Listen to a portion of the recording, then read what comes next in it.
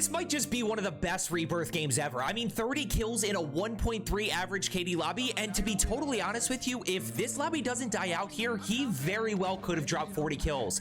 Today, we're going to be breaking down gameplay from Kxpture, who is easily one of the best Rebirth players, and what I want you to learn from today's video, what we're going to be paying attention to is three things: his centering, his momentum, and how he re-engages fights. Now, we're going to start off hot right here. Notice that two teams are fighting right around the corner. So as he turns, notice he's got his crosshairs out. He challenges that guy, but he doesn't oversell for this thirst. He immediately goes and sees what else is happening. So he gets the thirst right there. Notice his one straight ahead. So now he's in a position to challenge, and he's able to get that thirst. Now, one more pushing up. So he's going to go engage, and watch how he centers around these corners, right? So as he turns these corners, and there's two different ways that we can do this. We can do this with a slide cancel, which is this first one. Boom, slide cancel, or a jump peek. Notice he jump peeked that corner. And once again, you're going to see the slide cancel right here, which allows him to get his crosshairs out. Now, just being able to get that first shot gives him a massive advantage. A lot of you do not get that first shot off, and that's why you're losing 50-50s, especially in these sweaty lobbies where the TTK is so quick. If you don't get that first shot, you're at a massive disadvantage. Now, when we talk about momentum, he's going to be constantly acting on minimap pings. Right here, he's just acting on people in this lobby from people shooting unsilenced weapons. So he's going to go ahead and push over here, see what he can find, and he's just going to go. I mean, he's going to get in the action. He's going to be clearing corners and centering. And when he is centering, I'm talking about anticipation and clearing, my whole thought process is somebody in that corner? No. Okay, where else could this person be? And then you go check that. And if they're not there, then you think ahead to where they might be. And we're constantly anticipating, especially in these hot areas. The other thing when it comes to slide canceling around corners is it just allows you to reset your tack sprint. All you're doing is getting your crosshairs out, which we'll see here in a second. When he turns this corner, right, notice he slide cancels, but because he doesn't see anybody in front of him, it allows him to reset that tack sprint, and he goes and he uses that slide cancel again to keep his crosshairs out. So watch this happen full speed. He's going to go push in. He knows there's people fighting. He's going to challenge around. Boom. Notice the short slide cancel, and he's going to keep trying to see what he can find. He gets shot in the back, so he rechows. Now he's going to quick plate. Lot going on here. This is going to be a very fast-paced game right here, and he's going to be able to play with momentum a lot. He's also going to make some really good plays. Now, that guy, he's just going to, I mean, can we just say one thing? I just want to say one thing. That is another level of execution that Kxpture as a 6KD player is able to do. Between the movement, the aim, the decision to reach out, I mean, that's just a whole nother level, and I don't want to pay too much attention to that because being able to execute at this level is very, very difficult. I mean, it requires not only, this requires years. I mean, this goes back way before Warzone into different games, into other Call of Duty games that allows him to be this good. But with aim and movement, we can start to get to a level where we are performing more consistently. Now he's going to go push in this way. Notice right here, once again, guys, notice the long slide that allows him to get around the corner. And you kind of see how he switches up when he cancels his slide based on when he needs his crosshairs to be out. So right here, notice how he lets that slide go a little bit further, which allows him to get around this corner, which allows him to then challenge right there. And yeah, that's execution when it comes to hitting all high damage areas. Now notice he doesn't stop the loot right there because he's in a tough spot. He just goes and he pushes, and now he's going to get out of here. He's just going to keep pushing. He's going to see a bunch of people around, and we've got so much going on. This is where I talk about the hot area, right? We know prison is a hot area. Real quick, by the way, if you do play Rebirth and Fortune's Keep, just consider subscribing down below. I do videos, pause right here. I do videos every single day just trying to help you become a better player. That's it. So right here, understand that people play predictable. I always say it, but what would you anticipate in this situation? He's getting shot. He hears the guy right behind him. He's going to fight his way down the ladder, and people just chase. It's in their nature. So he's just going to wait for this guy, and here, sure enough, here he comes, and then he makes a play. And the moment that that guy chases, Kxpture has the advantage because he knows exactly what he's doing. He's waiting for that guy to challenge, where 99% of the people don't anticipate you to stop running. Oh, baby, give me that kill with the hip fire. Now he's going to use his information, right? He's got people behind. He's constantly shutting doors. I believe he plays Claw. I think he plays Claw, which I think there is some movement advantage to playing Claw, but it's very tough to learn, and it can be, I know some people have issues with like wrists and like not arthritis, but having issues with their fingers and stuff because of how intense Claw can be. That's just a quick thing. I always recommend playing with paddles if you can, or bumper jumper tactical if you are playing on a normal controller.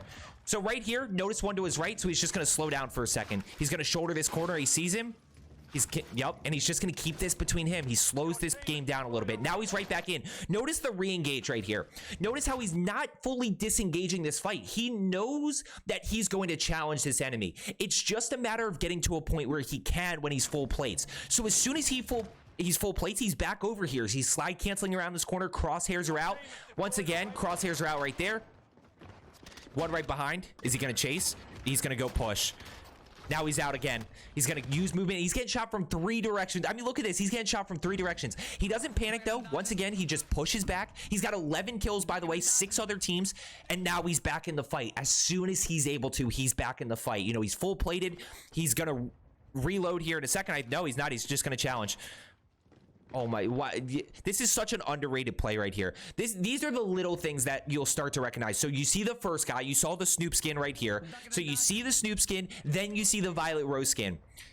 Snoop skin right there, Violet Rose skin right there. And the moment he doesn't get a good jump on that Violet Rose skin, he knows he has to get out of here because the second guy is going to end up challenging him at the same time. Then he gets team shot and then he's in a bad position. Now he reloads and he's right back in. He's right back re-engaging. Slide canceling. Notice how he's pre-centering corners. His crosshairs are out before. It's just such a nasty, and that's a pretty easy re-challenge right there. Why is this an easy re-challenge? I always talk about playing with momentum. Well, you get the down, right? So you know that there's 2 people here, and I want to teach you this because this is something that you can start to do once you start to get cleaner kills. He's able to get the first guy clean, and he notices the one to his left. Well, of course, that one to his left is then going to push Kxpture. So what does Kxpture do? He breaks the line of sight to be unpredictable.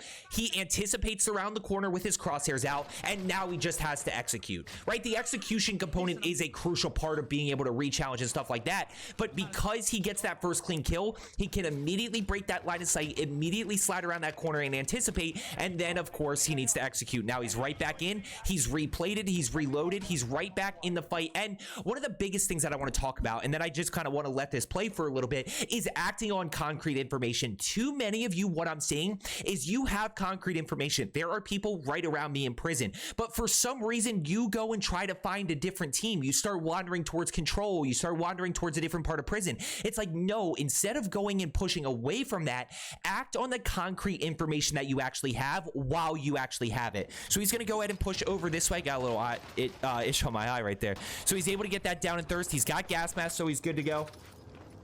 And now he's going to go ahead and get into zone right here. Still no loadout, by the way. We talk about floor loot comfortability, right? Being comfortable with floor loot, especially with the update, because with the update, we now have new guns. Yep, he's going to go act on concrete information, pushing over this way. He gets one right there. Challenges around the corner right there. Number 2. One right behind him, so he's gonna go ahead and this is just so nasty. He's just keep moving, keep playing unpredictable. Quick reload and he's back in. And we'll go ahead and break this down here for a second. I mean, there's just so much going on, but understand that this isn't that this is a crazy play, but let's break it down very simple for you. So he pushes up, right? He's acting on the minimap ping right in front of him.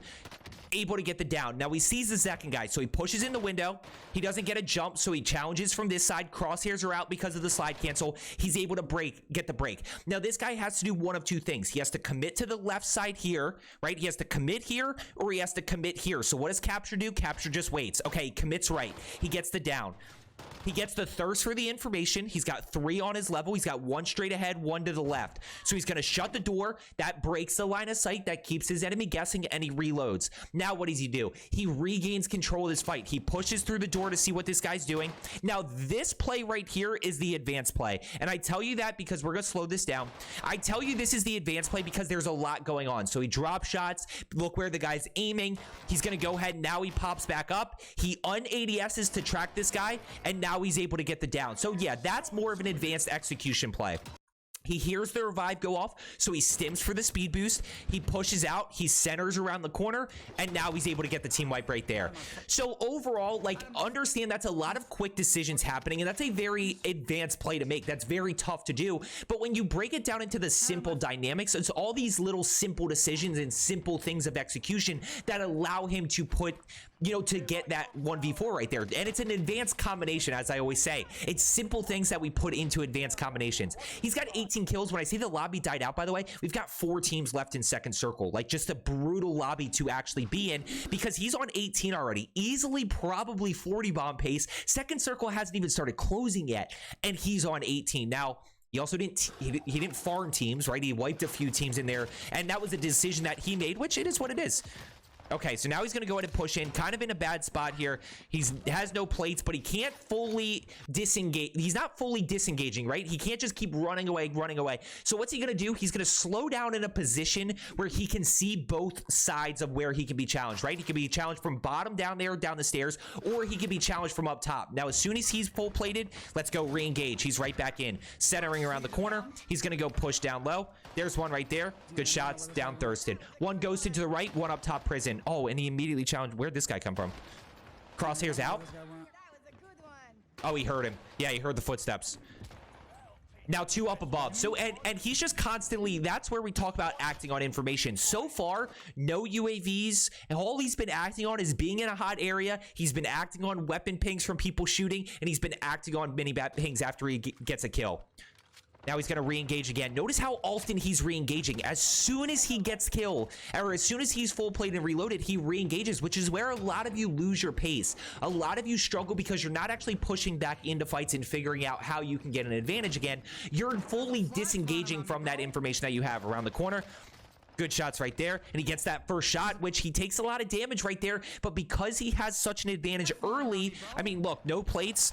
That guy's broken before the Violet Rose skin gets a shot on Kxpture. And look, Kxpture is very low health here. And an even 50-50 where they both shoot at each other first, Kxpture probably loses this. But because Kxpture has a 150 health advantage, he's able to win this gunfight. That is part of being in a sweaty lobby.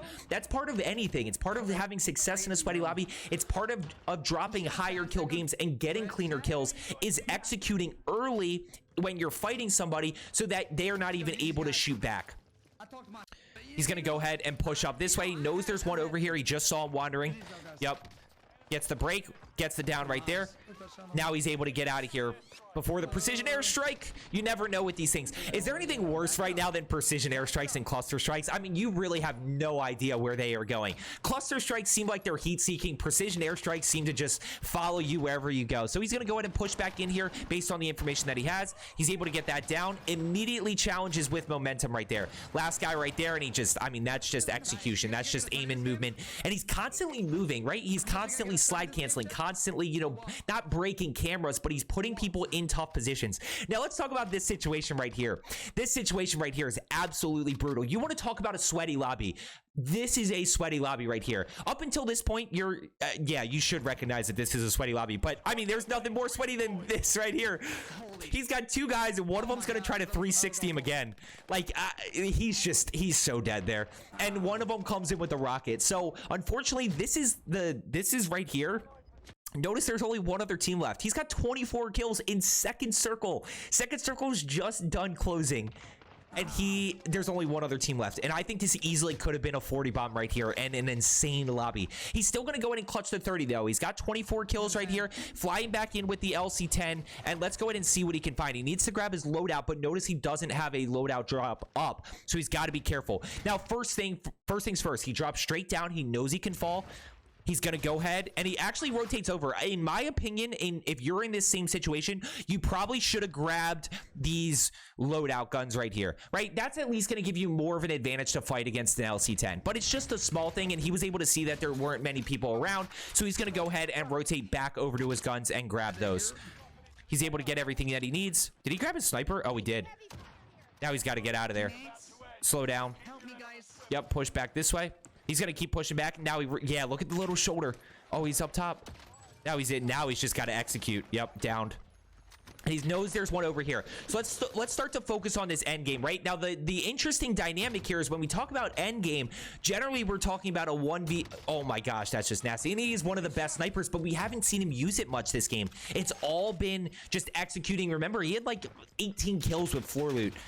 So when we talk about endgame, right, this is a little bit different because people are going to be flying back in because respawn's not disabled. So he could absolutely farm this to get the 30 if he wanted to. He ends up I don't know if he strategically does it.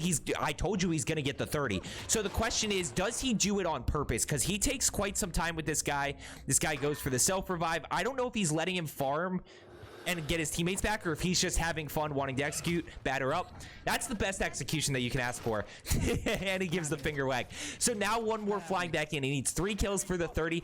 And this end game does get a little bit drawn out here, simply because they can fly anywhere they want to, right? This circle is wide open. They're respawning back in, and you just got to kind of take 1 kill at a time right here. He's going to go ahead and break that guy, challenge with momentum while he has the advantage. That's another place that I see a lot of you struggle, that I want you to work on, is when you have the advantage of having somebody broken, like, you need to start to push that, especially if it's only one guy, right? If you're, don't break somebody and then push into a team of 3. That's not what I'm saying. What I'm saying is, if you're in a 50-50 and you break that guy, you need to challenge. Don't wait for him to make a play necessarily. Sometimes you need to keep that pressure on.